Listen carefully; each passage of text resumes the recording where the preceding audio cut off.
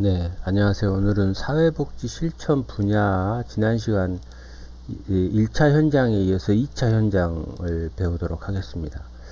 다시 한번 1차 현장과 2차 현장을 좀 구별해서 설명을 하면 1차 현장은 사회복지를 1차적으로 접근해서 제공하는 현장이다. 다시 말해서 가장 직접적으로 전달하는 곳이다. 이렇게 보면 돼요. 그래서 우리가 청소년 복지, 노인 복지, 아동 복지 이런 것들을 지난 시간에 배웠었죠. 2차 현장은 뭡니까? 사회복지를 목적으로 하지 않아도 사회복지사가 채용되어 있는 곳이라고 할 수도 있고, 사회복지보다는 다른 것이 1차 목적이지만 거기에보다 사회복지도 2차적인 목적을 가지고 있다라는 것이죠. 예를 들자면 학교, 교육이 목적이지만 사회복지도 하는 곳이다. 병원, 치료가 목적이지만 의료 서비스가 목적이지만 사회복지도 하는 것이다. 정신보건사회복지, 산업복지, 교정복지, 군대 다 마찬가지죠. 네, 원래 다른 목적이 있으나 사회복지가 2차적으로 활동할 수 있는 곳이다. 다른 목적이지만 사회복지사가 채용되어 있는 곳이다. 이렇게 여러분들이 1차 현장과 2차 현장을 구분하면 되겠어요. 그럼 먼저 2차 현장, 1차 현장을 살펴봤으니 오늘은 2차 현장을 중심으로 살펴보도록 하겠습니다. 2차 현장 중에 가장 첫 번째로 우리가 공부할 것은 학교 사회복지입니다. 학교 사회복지. 자, 학교에 사회복지가 있다. 네, 학교는 교육이 목적이죠. 그럼에도 불구하고 학교를 중심으로 사회복지 서비스를 제공하는 이런 학교 사회복지가 우리나라에서 지금 뜨고 있어요. 네, 선생님의 역할은 과거에 가르치는 것도 있었고 학생들을 상담도 했었죠. 그러나 지금은 선생님들은 가르치는 역할에 중점하고 사회복지사가 학생들의 사회문제, 개인문제 이런 것들을 개입을 한다라는 것이죠. 그리고 학생들의 잠재 능력 혹은 교육 환경, 공평한 교육 기회 이런 것들을 제공하는데 사회복지가 있는 목적이다. 이렇게 말할 수가 있습니다. 학교 사회복지사는 그럼 어떤 역할을 할까요? 이런 일을 하는 사람을 우리가 학교 사회복지사라고 하는데, 학교 사회복지가, 사회복지사, 네, 사회복지사라는 명칭이 공식 명칭입니다. 어떤 역할을 하느냐? 임상 전문가다. 학생들의 심리적인, 정서적인 문제 예방, 해결 이런 역할을 하는 것이죠. 또 교육 상담가다. 학생들의 교육 방법, 또 교직원, 학생 문제, 학부모 이런 것들을 다 상담하고 또 교사와 학생들에게 전문적인 상담가로서 교육도 할 수 있다. 또 어떤 역할이냐? 연계다. 어떤 걸 역할이냐? 지역사회와 연결을 한다. 그래서 학교, 학생, 가정, 지역사회 이렇게 연계해서 지역사회가 더 발전할 수 있도록, 네, 그래서 학생 자원봉사 활동이라든가 이들을 관리하고 또 그런 자원봉사 활동을 통해서 지역사회가 발전하고 협력할 수 있도록 그런 역할을 하는 것이죠.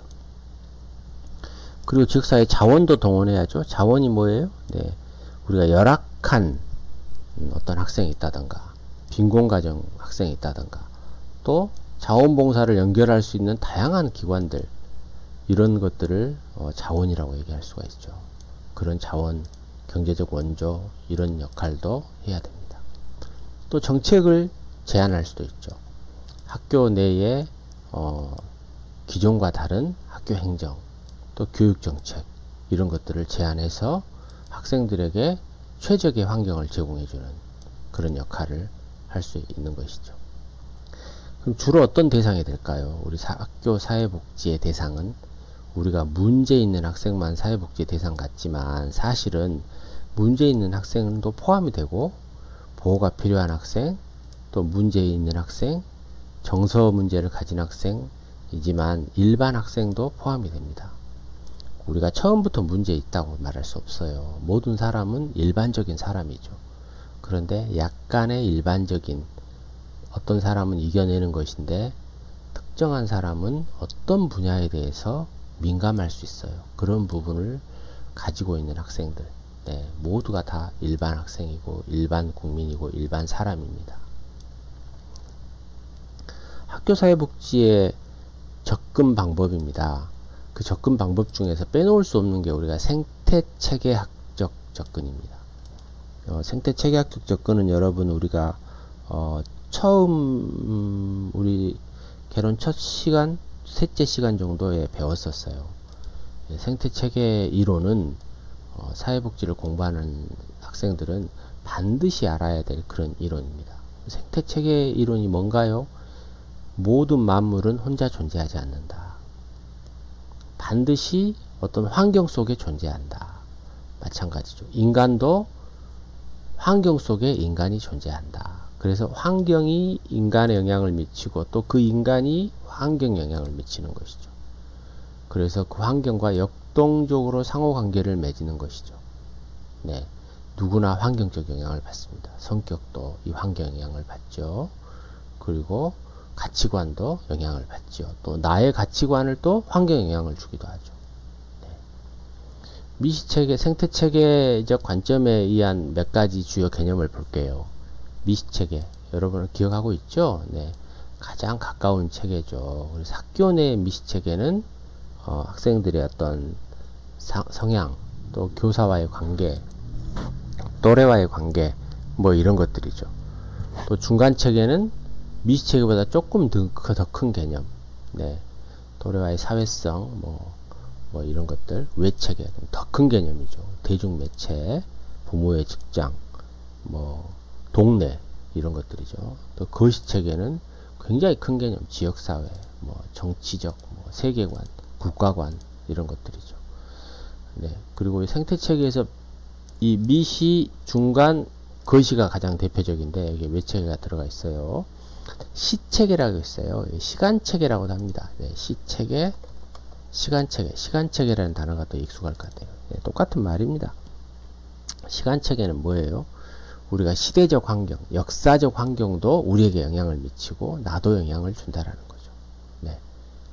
그래서 뭐 전생에 일어나는 변화, 역사적 환경, 뭐 이런 것들, 출생, 죽음, 사망, 뭐 이런 것들도 우리에게 영향을 미치죠. 시간체계도 우리가 생태체계 중에 하나의 개념 중에 개념이다. 이렇게 정리할 수 있어요. 앞으로 학교사회복지는 어떤 것들을 우리가 해야 될까요? 제가 보기에 학교사회복지가 더 늘어납니다. 그리고 학교사회복지사의 역할이 중요하게 어떤 활동을 기대할 수가 있어요.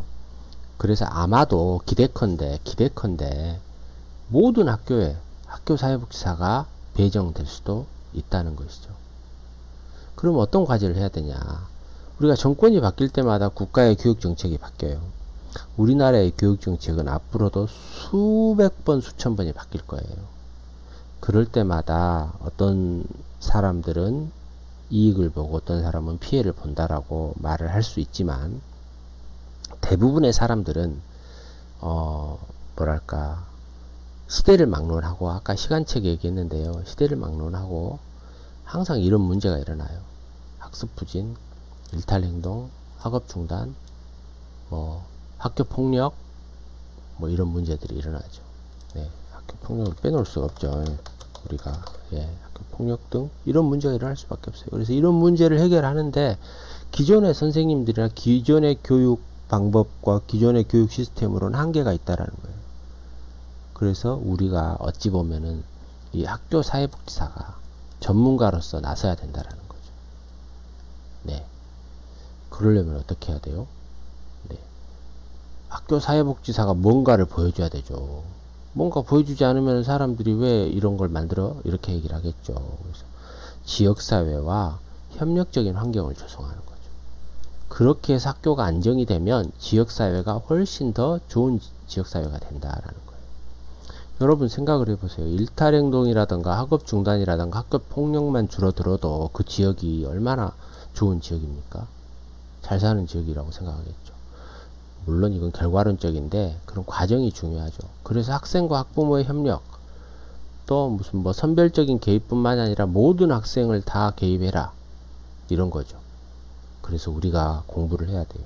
전문적인 사회복지사 교육을 하고 우리가 전문가로서 사회복지사의 역할을 수행할 수 있는 그런 시스템, 그런 제도 이런 것들이 마련되기를 바랍니다.